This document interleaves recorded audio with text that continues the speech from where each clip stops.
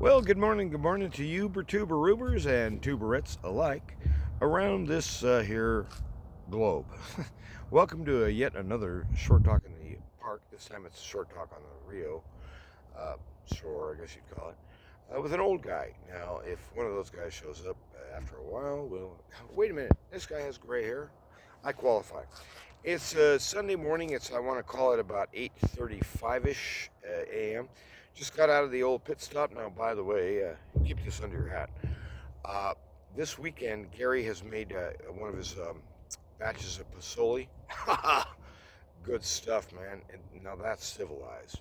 If you ever get a chance and you have the good luck to be at the Pit Stop Cafe in the morning, and you've got to try his Pasoli. But it only happens 3 or 4 times a year, 5 times a year, and it's almost always in the winter. But boy, I grew up in Albuquerque, and Pasoli was kind of like a Christmas kind of celebration food, I guess, among the folks up there with a Hispanic heritage. But in Albuquerque, the Hispanic folks I knew, they were named Sanchez, Baca, Jaramillo, and stuff like that. Not one of them spoke a word of Spanish. Maybe their grandmother did, that kind of thing. So they spoke a few words to grandma, to Tia. Is that Tia? No, that's Abuela. Sorry, getting these things mixed up. Tia is my auntie. Okay, they always say auntie. Don't ask me. And by the way, I brought this up issue yesterday. This is very important for our time, I believe. This time of sexual equality. How come when you go to the health food store, you can only find antioxidants? Why no uncles? You bigots. So, anyhow, I was thinking about the crucial necessity of uncle oxidants and came across a thing having to do with prostate trouble. And here we go with the old guy stuff about parts falling off.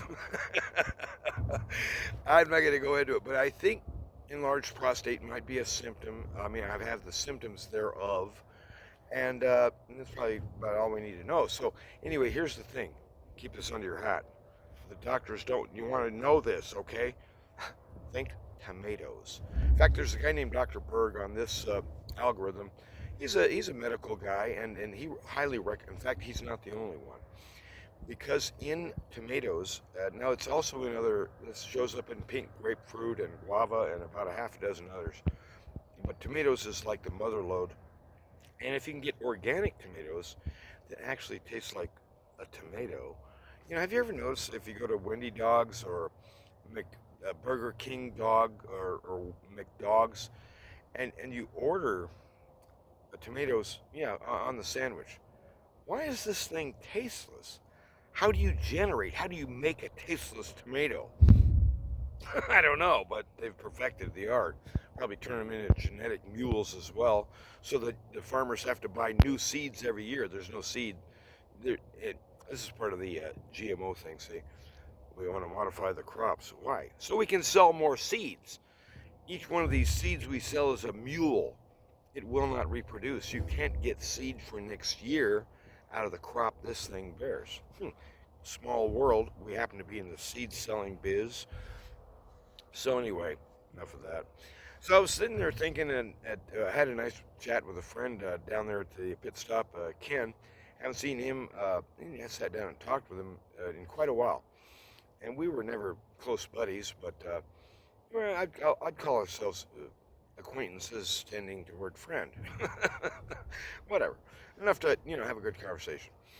And so we were talking about good stuff and some of these topics, and I was thinking about it on the way out of there.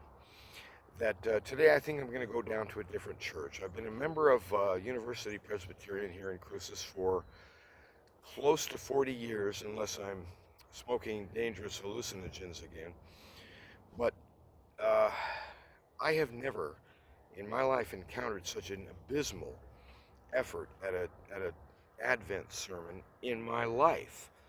I mean, a seminary, forget about graduate, a seminary student could have performed easily a better job. A layman could have done a better job. Probably a kid. Anyway, it was atrocious. And the thing is, I don't mean to sound negative or in any way, speaking down here about the quality of the man's sermon, but it stunk on ice, and that's being, charitable. But at any rate, and oh, by the way, you can listen to that, Jim. Look up UPC on the 1st of December. The pastor is talking about Advent. We're going to have an Advent sermon. Watch where he goes with it. Blood. So at any rate, enough of that. I'm going to go sample another church. There's 2 other PCA churches in town, and there's other conservative folks in town. I'm going to find a church somewhere in this city that is talking about Jesus at Advent. Ruth is a beautiful book. Ruth is a wonderful text, and we can learn a lot from it. It belongs in the Holy Scripture. I'm not against the book of Ruth, but that being your 4-week study for Advent, go away, Bubba. So I'm going away. I'm going to go find a church where they're talking about Jesus, and I think you should too. If the church you're in, my friend, is not bragging up the King of Kings who stepped into his own creation, if that ain't a miracle, I don't know what is. He walks into his own universe as one of the characters in it, interacting with the other characters in it, attempting to convince them of his identity. And they cannot grasp it without his assistance. It's a beautiful story. It's incredible. It's the best story ever. And so there's a facticity issue here. This really happened in space-time history. Remember, it's crucial. Now, do we know that it was the 25th of December? I think not. I mean, let's face it. The early church was pretty cagey. You got to admit they're smarts to set Christmas on the 3rd day after the solstice, because the sun dies in the northern hemisphere. Now in the south, they're enjoying summer. They're out, on the beach and stuff. But in the northern hemisphere, this time of year, the sun dies, especially, in Great Britain, way up north like that. Getting pretty gruesome. The least amount of sunlight, and then boom, the sun is reborn. It begins to add a little, a few moments a day or whatever it is, a few seconds at first, but it speeds up in the spring. But anyway, the point being, the early church was smart enough to say the sun, S-U-N, died, and 3 days later it rose again. And coincidentally, the son, S-O-N, was born on the 25th. Well, that's marketing, okay? It's a smart idea. You got to admit the savvy of that. But whatever day of the year it was, I don't care what the date was. There was a real date, a time. It functioned. It happened. And whether you like Christmas trees or shiny little balls or tinsel, or whether you want any of that. Oh, I passed this thing over here on the way in. Ugh, talk about garish. All these inflatable quasi-holiday-ish characters, penguins. What penguins doing in there? They're from the South Pole, you knucklehead. You're at the wrong pole. Anyhow, if the story of Jesus isn't the most rip-roaring, exciting thing and center of attention at Advent, well, when the hell is it? Go find a new church. And that's what I'm going to do today. No, I'm not going to quit on UPC. I mean, who knows? They may actually have sermons that make sense in the future. But the point being is that you have an opportunity to get with other believing Christians. And what do you want to talk about? You want to talk about how good Jesus is. You want to talk about the Spirit is involved in our lives. And thank God for His love and the reality of His consistent, patient teaching. Oh, He's wonderful. Oh, He's grand. And He was truly born of a mother. I guess she was a teenager at the time. Just a kid. And anyway, that must have looked pretty scandalous, right? What do you mean she got knocked up and ain't married? Boom. That's like a cultural death sentence, And in those times, and God is right in the middle of it. on the middle of that pain, in the middle of that confusion, in the middle of that loss, in the middle of that darkness, the light shines.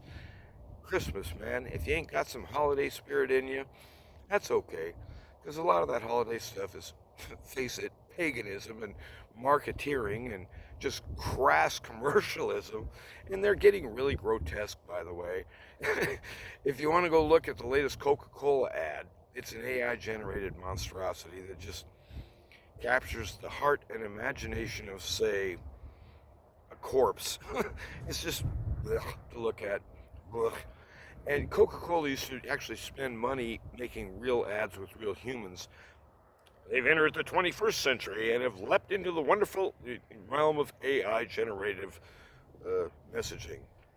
And thereby they become irrelevant. Nobody any longer cares about them. There's progress for you, Bubba. So anyhow, I just was thinking about some things today. I thought I'd visit with you a little bit. It's a Advent season, by God. You should be lighting the second candle at church if you guys do candles. At any rate, if you don't do candles, well, God bless you anyhow. The thing is that if you're not free to have a tree, if you're not free to turn on the lights, if you like that kind of stuff, then something's wrong. If you feel compelled by some kind of social norm or some expectation of grandma or whatever, if you're being compelled into some kind of ritual thing, well then learn the art of endurance. But Jesus is about life. He's about renewal. He's about sunshine. He's about a clean world where things make sense. Does that have any interest for you?